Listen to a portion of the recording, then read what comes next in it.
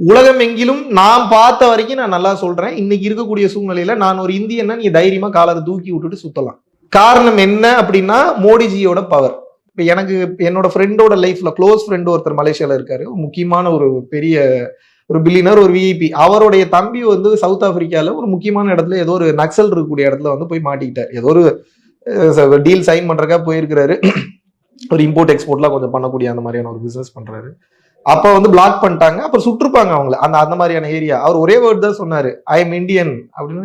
மோடிஜி அடுத்த வார்த்தை அவன் கேட்டது மோடிஜி அப்படின்னு இருக்கான். அடுத்த வார்த்தை இந்தியன் சொன்னேன், Modi ji okay okay you can கோன்ட்டான். நீங்க நினைச்சு பாருங்க, மோடின்ற ஒரு வார்த்தையை நான் சொல்லாமே இந்தியன் சொல்லும் போது அவன் மோடின்னு அடையாளம் கண்டுபிடிச்சு அவனை சுடாம அனுப்புறான்னா இது என்னால ப்ரூவ் பண்ண முடியும். இப்ப நான் போன் பண்ணனா ஸ்பீக்கர்ல என்னால ப்ரூவ் பண்ண முடியும்.